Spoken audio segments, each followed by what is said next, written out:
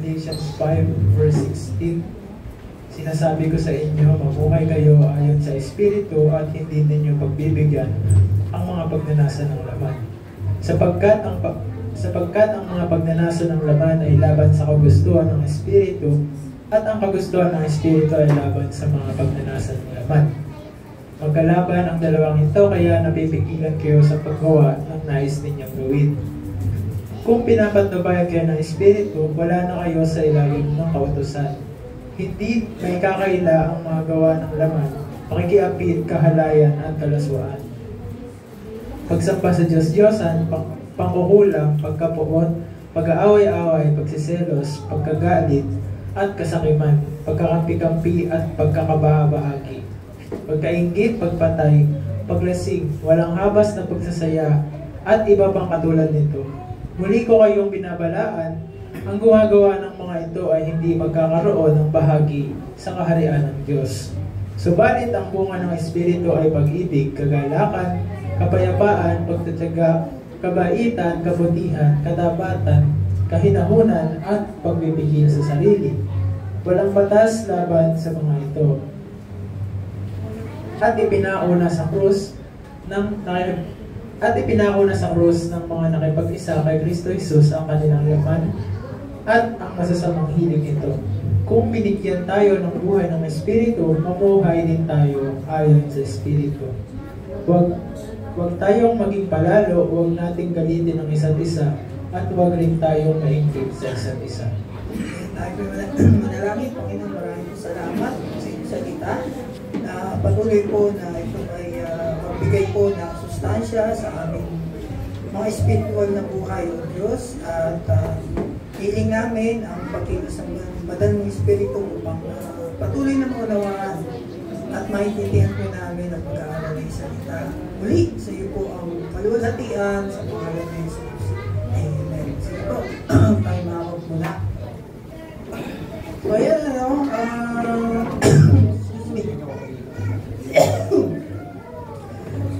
review na natin yung last week na pinag-aralan natin. No? So sabi doon sa Galatians 3 verse 3 na tayo ay we all began in the Spirit. Kasi nga, di ba, nung ginawa ng Diyos ang tao, ito ay hiningahan niya at nagkaroon ng buhay yung katawan at nagkaroon ng na espiritu yung ng tao. Yung tao. Kaya makikita natin, di ba, tatlo ang bahagi, binubuo ang isang tao. Body, soul, and spirit. Kung makita natin dyan, sa lahat ay tayo ay sa pamagitan ng espiritu ay we were convicted sa ating mga yung mga kasalanan natin, di ba? Kaya tayo nabuhulpi, kaya tayo naukonsensya, it's because of the Holy Spirit. Kasi sinabi ni Jesus Christ na ang Holy Spirit ang magkukonvict sa tao ng kasalanan. Sinabi niya sa Book of John. At sa pamagitan ng ating repentance, ano ba ibig sabihin ng repentance? Change of mind. Yun ang root word po niyan ay repent. Hindi po yan yung pagsisisi. Ito po ay change of mind. Nababago yung isipan natin. Na alam natin, itong dati natin ginagawa, nabago isip natin na alam natin na ito ginagawa na ito ay mali o hindi tama. So nababago, nagagawa natin kung ano yung mga mabuti. Kaya nga dati, di ba, nung tayo ay lost soul, ay lahat ng ginagawa natin puro kasalanan. Tapos nung na-regenerate, ibig sabihin nung nabago na tayo, nagkaroon ng pagbabago ang isip natin na yung mali ay hindi na natin ginagawa. Sa pamagitan din ng Holy Spirit, yung pananampalataya, nung narinig natin ang salita ng Diyos, faith comes from hearing, di ba? Ay naniwala tayo. doon sa salita ng Diyos. At sa pamagitan din ng banal na Espiritu, tayo ay nailapit ng Holy Spirit kay Kristo. So, yan yung mga pinag-aralan natin last week, ano? Sinabi ko dyan, we must live in a spiritual way. Since tayo ay nabago na, nais ng Diyos na tayo ay lumakad ng ayon sa kanyang kalooban. So, ano-ano ba yun? Actually, marami yun, di ba? Pero isang pag-aaralan natin yan sa mga susunod na yung mga panahon natin na pag-aaral. Kasi nga, merong mga iba, nagpe-pray, Lord, ano po ba yung kalooban mo? Lord, ano ba yung kalooban mo sa course ko? Ano ba kalooban mo sa trabaho ko? Ang asawa ko? Pamilya ko? Di ba? So marami tayo tinatanong sa Diyos na hindi pa niya pinapakita sa atin. Tanong tayo ng tanong. Pero kung yung mga sinabi na ng Diyos, yung mga pinakita na niya, hindi natin nagagawa. Paano ba yung mga bagay na hindi pa niya napapakita, na tanong tayo ng tanong, di ba? Na hindi pa natin nakikita. Tapos ano pa? We must live in the power of God. Kinakailangan tayo ay mamuhay na nasa kapangyarihan ng Diyos. Ang isang Kristiyano, ano nakakapagbigay sa kanya ng power? Hindi po yung power na kilala mo si Goku. Ano yun? Kilala si Superman. O hindi yung power na yun, ha? Sila Wonder Woman, sila Flash. Hindi po yung power na yun, ha? Na ano tawag dito? Yung magkaroon ka ng superpowers, no? Super power ni yung power na sinasabi dyan ay yung kapangyarihan ng banal na Espiritu. Hindi rin ito yung power ng Holy Spirit na magpapababa ka ng apoy, di ba? Mangingisay ka, yung mararamdaman mo yung init. Hindi po yan. Ang sinasabi dyan ay yung mamaya, yung verse na sana umabot tayo doon sa verse na yun. Kanina, di ba? Fruit of the Spirit, actually yun yung power. Siyam. Yun yung power ng ng Diyos sa buhay natin. Yung siyam na yun. Kasi lahat ng area na yun, yung siyam na yun, sakop na lahat po na area ng buhay natin. Pasensya, meron yan. Lagi ka napipikon, nandun din yan. Nahirap kang kontrol yung sarili mo, nandun din yan. Lahat po yan nandun. Lagi kang galit, nandun din yan. Diba? Fruit po yan. Kaya, yun po yung bunga. Pag nakita natin sa atin yung bunga ng banal na Espiritu, ito po yung prueba na we are living in the power of God. Ayan, ano pa?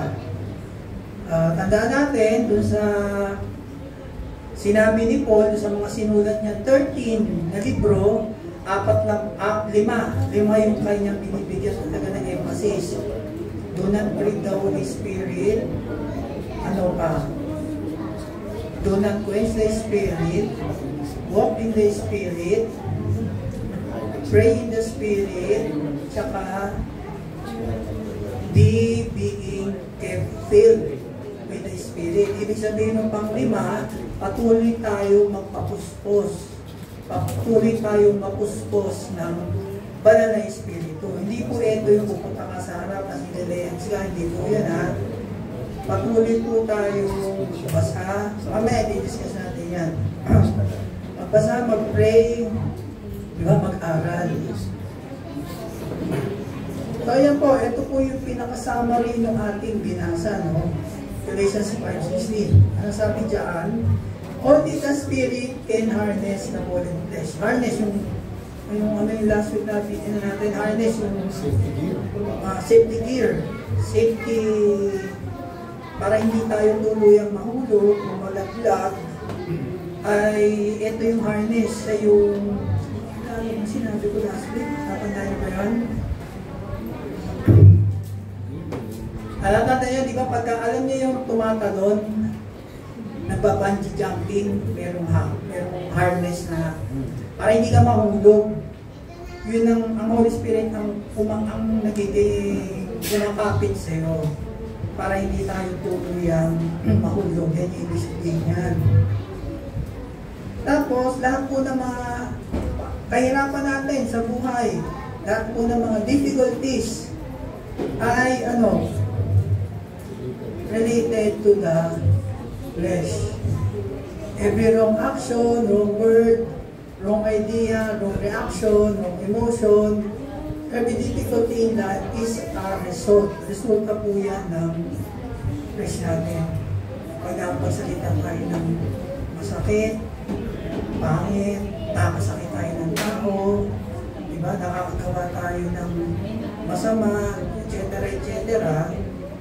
Iyan po ay resulta po ng ating laman. So, kung ikaw ay nagkakaroon din ng mga anxiety, nagkakaroon ka ng anxiety attack, diba? May mga kilala ko ganyan eh, meron sinasabing tinatawag na anxiety attack. Ano ginagawa niyo? Ano ba yung G? Anxiety attack. Alam ko rin si Tita Teng eh, meron din ganyan eh. Anxiety attack eh. Ano nangyayari doon? Si Evan meron din? Meron siyang kliyente na nakahapon. Anxiety? Anong ginagawa doon? Ano ginagawa? Pag may anxiety attack, baka marami, gano'n? Depende. Depende. Usually, nagpa-palpitate yun. Mabilis ang heartbeat. Parang panic attack. Yun. Pag may panic attack. Yung pinakapainom ng 12 kape sa isang araw. Sino ba yung inom ng 12 kape sa isang araw? Meron na akong kilala rito. Dalawa eh. Dalawa?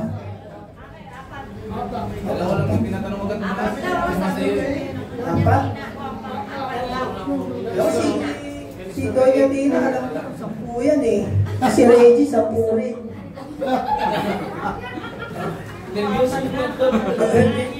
Baka nervyoso ba kayo? Ako lang. Ala? Slide? Magic? Wala? Kapag meron kang pagka terrible yung relasyon mo. Relasyon mo sa pamilya, relasyon. Yun na nga lang, Mike. Nahirapan ako dito eh. Pagka yung relasyon mo sa nanay mo, sa tatay mo, sa mag-anak mo, sa kaibigan mo, lahat ng klase ng relasyon, sa jowa mo, wala. Pagka terrible relasyon mo, bunga pa rin yan ng flesh. Ano pa? Sa every difficulty in marriage, meron bang may problema ba dito sa pag-asawa? Akala ko si Rosa nagtato. Wala yung problema sa mga asawa niyo?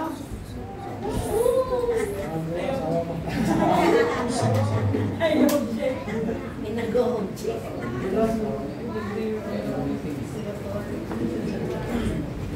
Wala kayong problema sa mga asawa niyo? Wala. Sino? Kasi akala ko hindi na pumanong sa Oscar eh. Buti na lang pumanong sa kasi nakakita ko tingin ko kasi gano'n na tumaas sa gano'n eh. Tahimik lang? Naglalaro ka pa ba? Silencer? Naglalaro ka pa ba? Si Roger, naglalaro pa? Ng cellphone? Anong nang?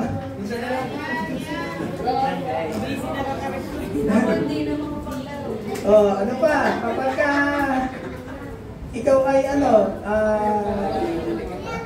kapag ikaw ay nahihirapan makisama sa ibang tao, Meron bang ganun dito?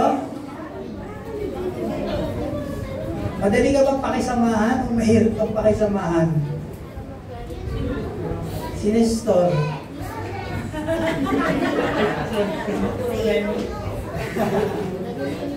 Mahirap bang pakisamahan? Madali lang. Madali lang siya. Si Ace. Hindi mo masagot eh. Oh, umalis yung tatlo. Siguro mahirap kasamahan itong tatlong to. Umalis. So, lalo ito, every pride is the flesh. Itong harap nyo eh, itong mahirap dyan. Pagka ikaw may pride, yung, ano ba yung pride? Marami yan. Sige, magbigay kayo. Ano yung pride? Ano yun? Ha? Fried chicken na. Pero ano nga yun? Nangyari, hirap kang mag-sorry. Di ba? Sino ba hirap mag-sorry dito? Sila. Ha? Mga ano, mga incomplete. Ay, mga...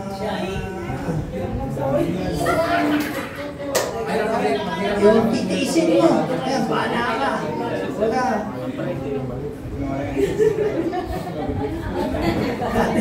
Dati kasi naalala ko.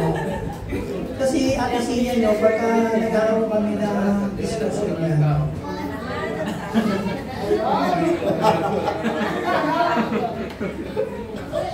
Ako kasi, ayan, nag-discussion, no? Si Bo Pasinin, hindi kita Pasinin, tulog na ako. Tulog kita, tulog ako, sabay takakasar yan. Ganun siya, nung tutulugan ko yan. Kasi ayaw na ako Pasinin, di ba? Tulugan ko na. Ay, yung ba pride yun? Hindi siya pride, ayaw na ako Pasinin eh. O, di ba? So, marami klase ng pride. Pwede napagalitan ka sa opisina. Ayaw ka na bukas, magpasa na ako resignation. Ganyan. Marami klase po ang pride. Okay, meron tayong 4 na punto na kailangan natin i-discuss dito sa verses na to. Una, yan, command.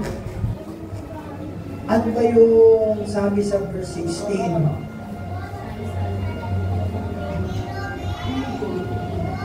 Sabi sa verse 16, sinasabi ko sa inyo, mamuhay kayo ayon sa Espiritu at hindi nyo pagbibigyan ang mga pagnanasa ng laman. So, command, ano? Command, sinasabi ko sa inyo. But I say to you, walk in the Spirit, and you will not carry out the desire of the flesh. So kasi isang baseline po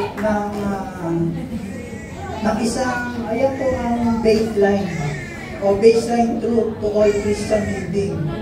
Yung mamuhay o lumakad tayo ng lumakad tayo ng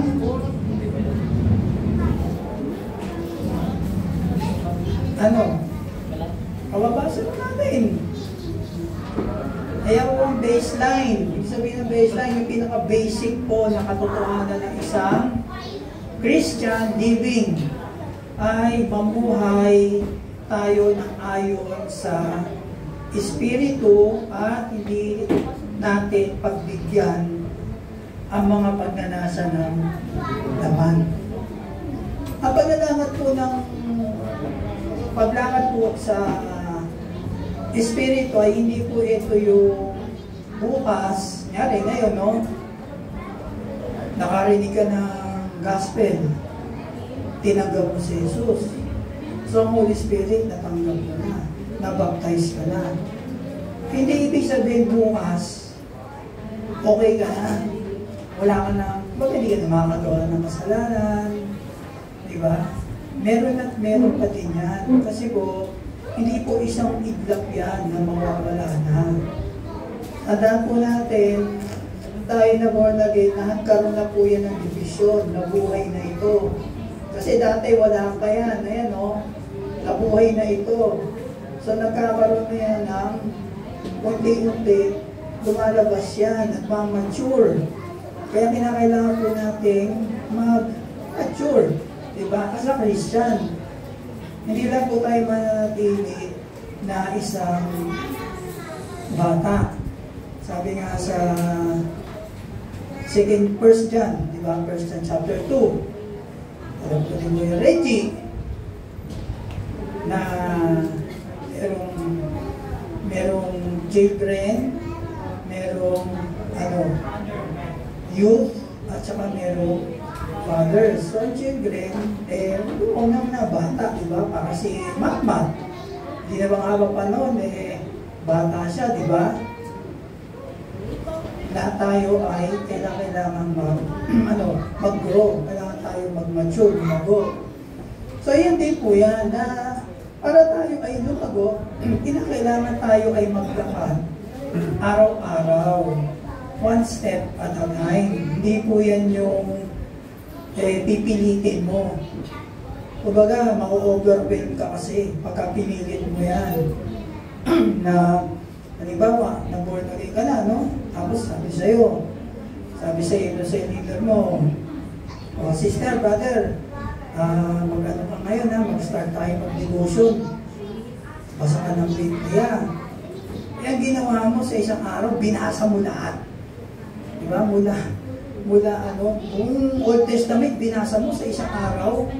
Nagawa niyo na ba yun? Ha? Kahit yung 10 chapter, ang hirap gawin yun di ba? Ibig sabihin, kasi kapag pinilit mo yan, wala kang maiintindihan. Ang ma-overwhelm ka. Sabihin nun, parang mabibigla ka. Maria, ito ba talaga buhay ng isang Kristiyano? Hindi mo ganon.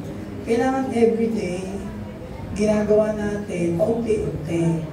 Kasi kapag ginawa po natin yan, na paunti-unti, dadating yung time o araw o panahon na kapag hindi ka nakapag-pray, hindi ka nakapagbasa, parang kulang yung oras, kulang na yung araw mo. Ay, hindi pa. Parang hindi ka mapakali. Kapag hindi ka nakapagbasa o hindi ka pa nakapag-pray sa buong maghapon, kasi nga, yung routine ng life mo, na mag-pray, mag-aral, magbasa, di ba? Kada week, umatid ng Sunday, kada week, mag-Bible study. Pag hindi natin nagawa yan, or ikaw, o naranasan niya yan, parang kulang. So, iyan ibig sabihin na yan ang isang indication na tayo ay lumalago. Kaya sabi niya, routine. Respond day to day in an attitude of the Holy Spirit. So, paano natin tayo mag-grow? Ayan, study the Word to know the mind and will of the Spirit. Kasi hindi natin malalaman ang isipan ng Diyos kung hindi tayo magbabasa. Yan po Ephesians 5:18 sa Colossians 3:16. Parallel verse po yan. Pakita ba natin dito yan? Ephesians 5:18.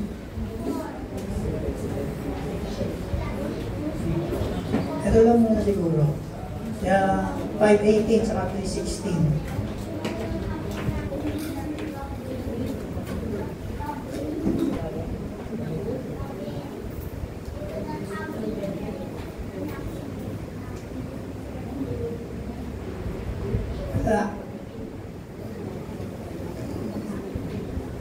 Ayan ano sabi dyan? Uuwi yan sa magulong pamumuhay. Sa halip ay dapat kayong mapuspos ng Espiritu. Tuloy. Pakitry nyo tingnan nyo kung magkapareho o magkaiba. Tuloy. 19. Hindi, yung muna. Kanina.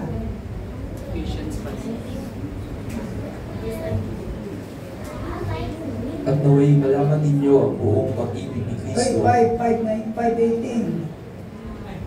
5:18.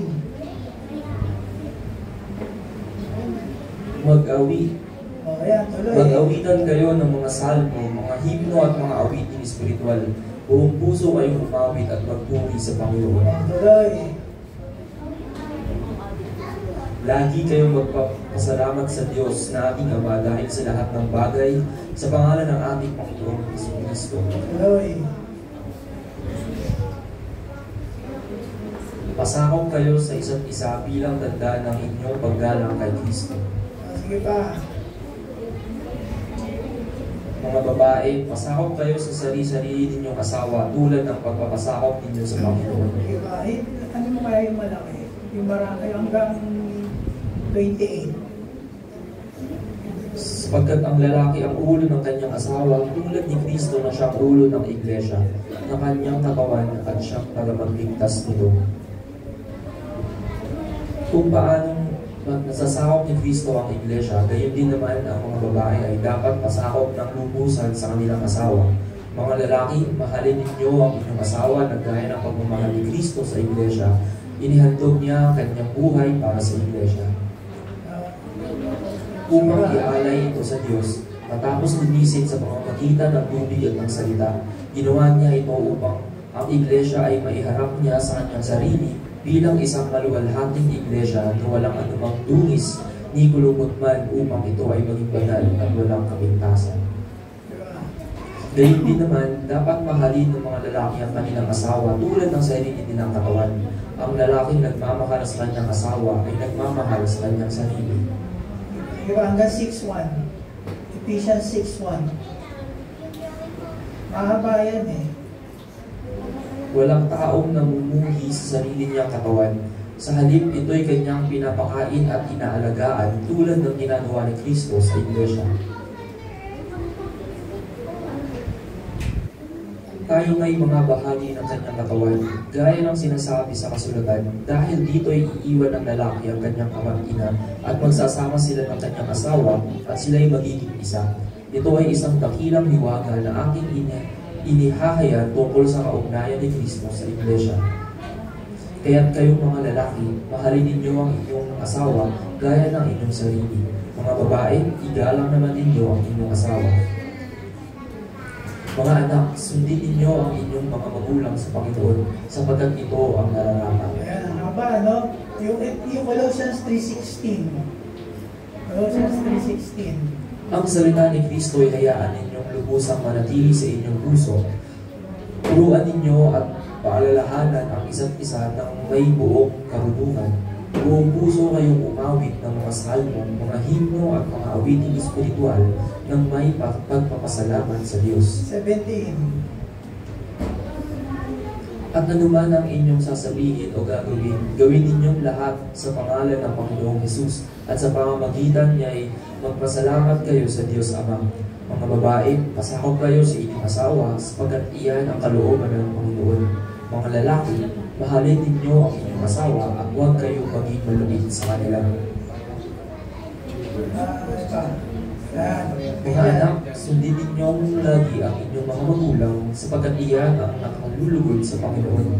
Mga magulang, huwag ninyong pagagalitan ng labis ang inyong mga anak at baka masiraan sila ng loob. Ayan, di ba? Ano lang pansin nyo? Sa Ephesians 5:18 hanggang 6 verse 1 at Colossians chapter 3:16 hanggang 21. Ano lang pansin nyo? Di ba sabi doon sa Ephesians 5:18, be kept filled with the Spirit. Sabi doon. Ngayon ang tanong doon, kapag ikaw ay patuloy na napupuspos ng banal na Espiritu, ano sabi? Ikaw ay kakanta. You will sing some hymns and spiritual songs. Ano pa? Mamahalin mo ang yung asawa.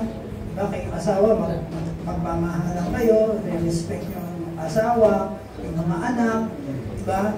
Magkakaroon kayo ng huwag magagalitan, tapos yung mga anak, huwag silang mag-iisuwain. Ano pa? Meron pa doon sa 6:1 pababa pa. yung mga masters ay pakitulungan nyo ng maayos yung inyong mga slaves. At yung mga slaves naman ay pagsilbihin yung mabuti ang inyong mga masters. Yung Colossians 3:16, pababa rin, yan din po ang ibig sabihin yan. Pero ang pinagkaiba lang, sabi sa 15, patuloy kang mapuspos ng banal na Espiritu. Ngayon, ang tanong doon, paano ka mapupuspos ng banal na Espiritu? Yun yung nasa Colossians 3:16. Diba? Let the word of Christ dwell richly in you. Kasi kapag ang salita ng Diyos ay patuloy na nananahan sa iyo, you will sing psalms, hymns, and spiritual songs. Magkakaroon kayo ng pagmamahal sa iyong asawa, magre-respetuhan kayo. Binasa natin kanina, yung mga anak, i-respeto nila yung kanilang magulang. Yung mga magulang, huwag nilang masyadong pagagalitin o pagagalitan yung kanilang mga anak. Sa baba pa noon, yung mga slaves ay yung mga masters, pakitunguan yung mabuti, maayos yung mga slaves nyo. At yung mga slaves, magtrabaho kayo ng maayos sa inyong mga masters. So para tayo ay, sinasabi ni Paul dyan, para ikaw ay makalakad o mapuspos ng banal na Espiritu, kinakailangan na yung salita ng Diyos ay sumasayo. Nagets nyo? Kaya parallel verse po yun. Kaya, as sinasabi dyan, the word dominates your thinking and action. Kapag ganyan po ang ating ginagawa, na tayo ay patuloy na nagbabasa ng salita ng Diyos, mas napupuno po yung isipan natin ng mga pag-iisip na patungkol sa Diyos. Spiritual life. Yun yung sinabi nyo, pinasa natin kanina, di ba? Yan po yung baseline ng Christian living. If we walk in the Spirit. Kaya kasama na dyan yung panalangin.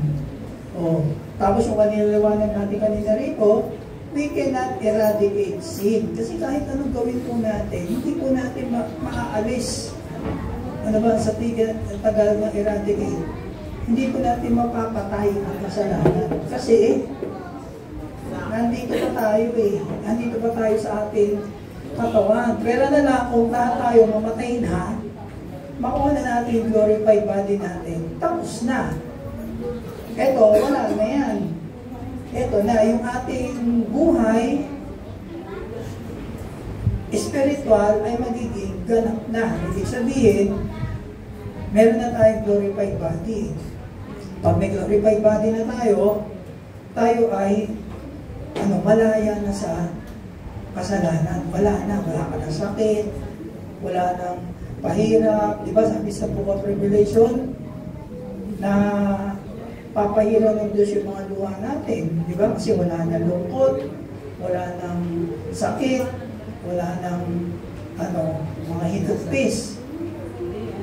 Pero hanggang nandito pa tayo sa lupa, hindi natin pwedeng mapatayan kasi nandito pa tayo sa ating katawan. Kaya sa ayan, we cannot overcome sin totally. Hindi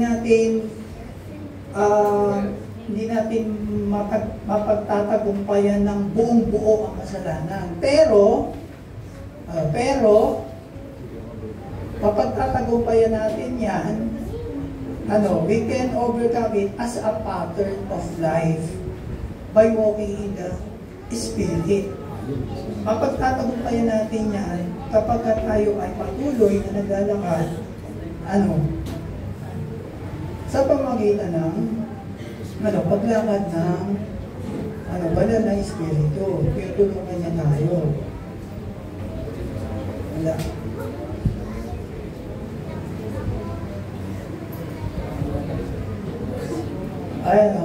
Only way to overcome it is to have a spiritual thoughts.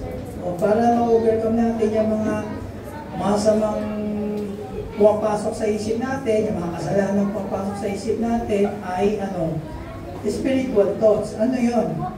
Yung pakipag-usap natin sa Panginoon, panalangin, pagbabasa ng salita niya, at ano pa? Ayan ang dalawa. By communing with God, continue in a praying attitude and being fed by the Word, so that our thoughts are God's thoughts. Diba? So alam natin kung ano yung mga iniisip ng Diyos, ng Panginoon.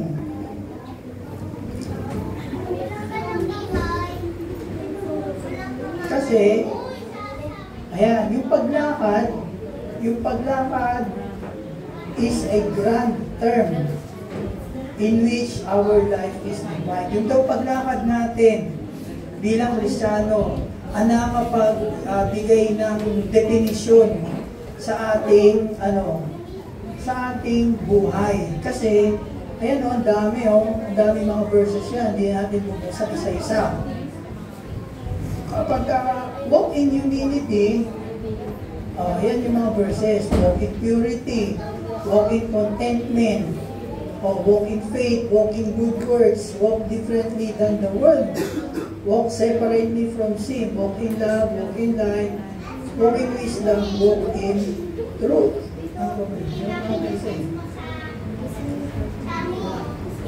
Ay, hindi yan. Yan, 11 na yan. So kapag tayo ay lumalakad na naayon sa banal na Espiritu, lahat po ito makikita sa life natin. Tayo ay ikaw ay mapagpakumbaba, hindi mo mayabang. Ang puso mo ay pure. Kontento ka, hindi yung nakabili ka na, bibili ka na naman, o hindi ka kontento sa kung ano yung meron ka. Ano pa? Lumalakad ka na may pananampalataya, lumalakad ka na yung mga gumagawa ka ng mabuti, lumalakad ka ng taliwas sa paglakad ng mundo, lumalakad ka ng you walk separately from sin, lumalakad ka na may pag-ibig, nakikita sa iyo ang ilaw, nakikita sa iyo ang katotohanan, nakikita sa iyo ang marunungan, di ba? O talino. Ngayon, ayan, paano natin makukuha daw yan? Paano natin magagawa yung 11 na yun?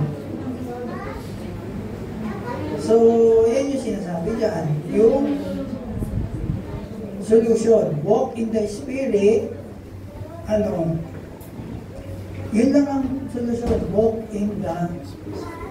by the Spirit. Yun lang, para magawa natin yun. Kasi, ang ginagawa mo ng katawan natin, gusto niyang kontrolin. Gusto kanyang kontrolin. Ayan The flesh wants to control you. It wants to feel you bad. It wants to create anger, galit, selos, inggit, iba pa. It wants you to make sure you have the reason to fear. It wants you to doubt God. It wants you to take out the love in your heart and replace it with hatred. It wants you to do wrong things and fill your heart with guilt. It wants to destroy your marriage, home, relationship to God. The flesh lusts and desires what is wrong. Yun, ito yung pinakasama the flesh lusts and desires what is wrong. Ang gusto ng katawan natin, gusto niya yung mali. Diba? Isama na yan. Ano ba mali? Lahat yung mali, diba?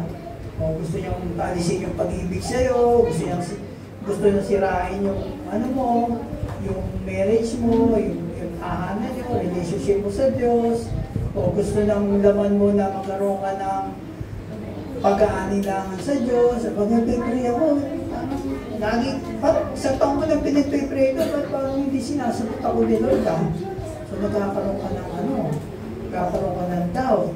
Or it wants you to create anger, o galit, selos, inggit. Di ba? Bakit naman yung yung kaklase ko, meron ganito. Bakit ako ito mabili ng nanay ko? Kaya dami naman namin pera. Diba yung mga ganyan? Marami pong ano yan. Napakalaki po ng scope ng ginagawa ng flesh. Kasi kung isa-isay natin, kaputi tayo bukas. So it wants you to, it wants you to make sure that you have the reason to fear the future, di ba? Matakot ka dahil, bawa yun, si Kai, isang taon na, walang trabaho. Minsan nag-iisip kami, isang taon hindi makakuha ng trabaho. Kaya meron dito. Kaya mga ganon, nag-aano ka na, bakit naman iba? Kagagraduate lang, wala pa isang buwan, may trabaho na. Di ba? So marami siyang, marami siyang factors.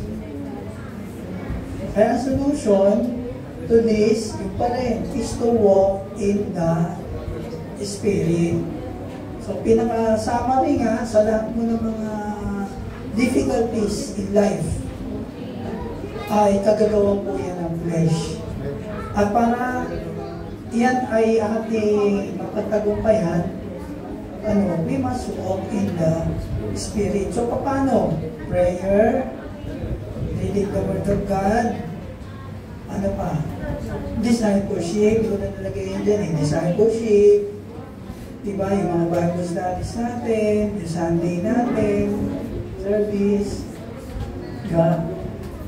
So you cannot offer a human solution for a spiritual problem. Diba, pagka ang problema mo ay spiritual, hindi mo pwedeng solusyonan yan ng isang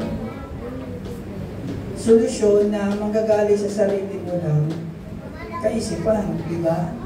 Actually, masagasaan dito yung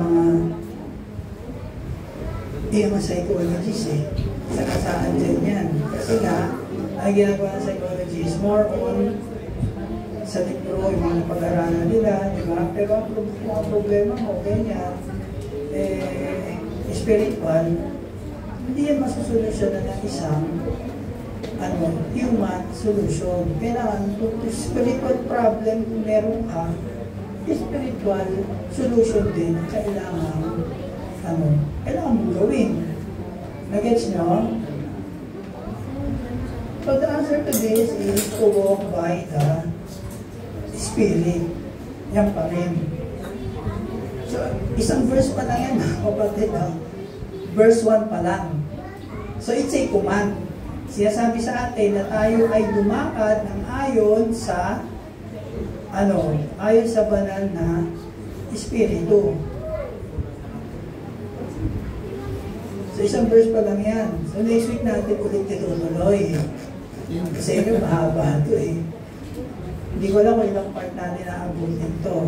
Pero isang verse pa lang yan. Kasi, kailangan po talaga maunawaan natin yan. Kasi nga, kapag ka po ito naunawaan natin, itong verses na ito, itong chapter 5, verses 16 to 26, pag ito naunawaan natin, I assure you, magiging matagumpay ang paglakad natin bilang Kristiyano. Kasi, nakover po natin lahat eh. Yan yung actually, isa yan sa mga importante kailangan maaral natin. Kasi nga, kapag ikaw ay naglulog mo ka, may sagot dyan. Nandiyan din yung sagot. So, tutuloy ulit natin yan next week. Okay? Sige, tayo tumayo.